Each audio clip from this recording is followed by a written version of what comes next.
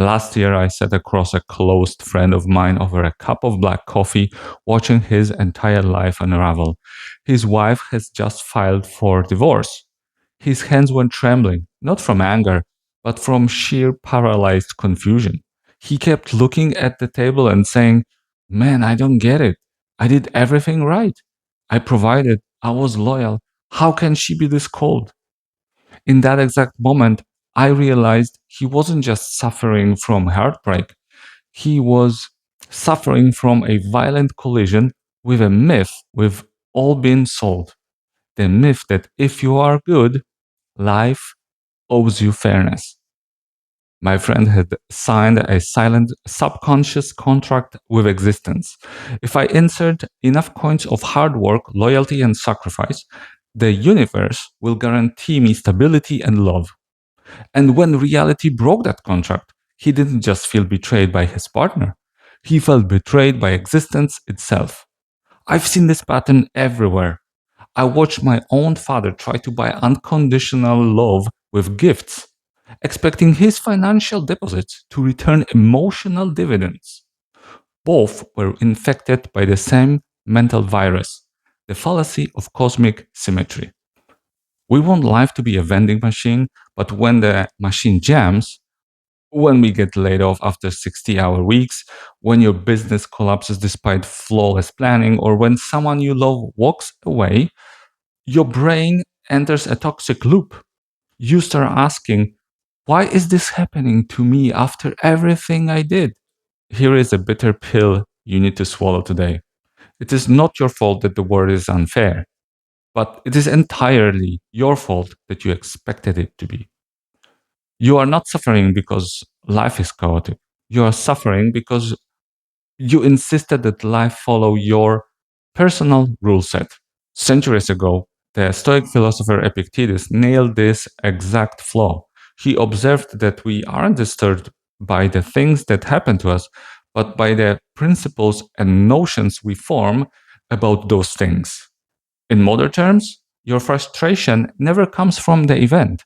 It comes from the gap between what happened and what you thought should have happened. I call this the asymmetry bug.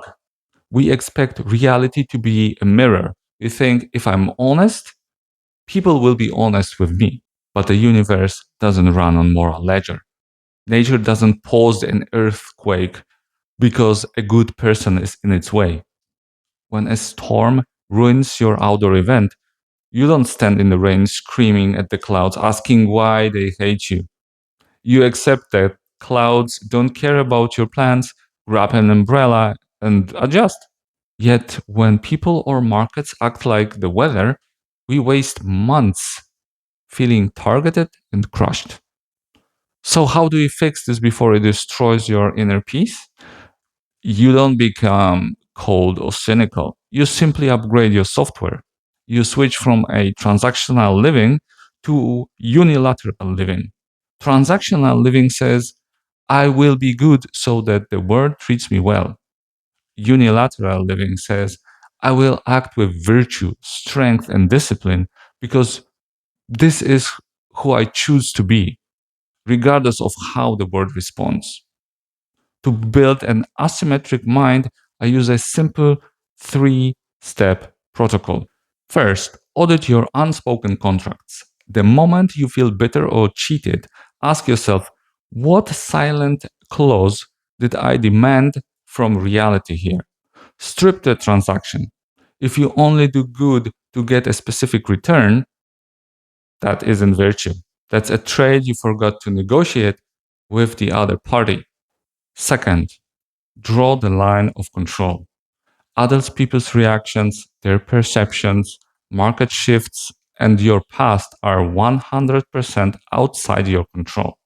Your standards, your effort, and your immediate reaction are 100% inside your control.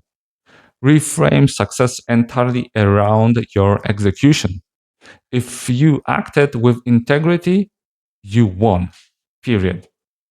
The third step is practicing what the Stoics called amor fati, the love of fate. Not just tolerating bad outcomes, but using them as raw fuel. I remember when my position was eliminated years ago and I was fired out of nowhere. I felt completely blindsided and betrayed. But looking back, that destruction cleared away a massive dead end. It forced me out of a toxic environment and landed me in the trajectory where I actually thrived. A move I would have been too scared to make on my own. Destruction is often just hidden reallocation. What feels like reality crushing your plans is usually reality clearing the road. Stop asking, why is this happening to me? And start asking, what opportunity does this open for me?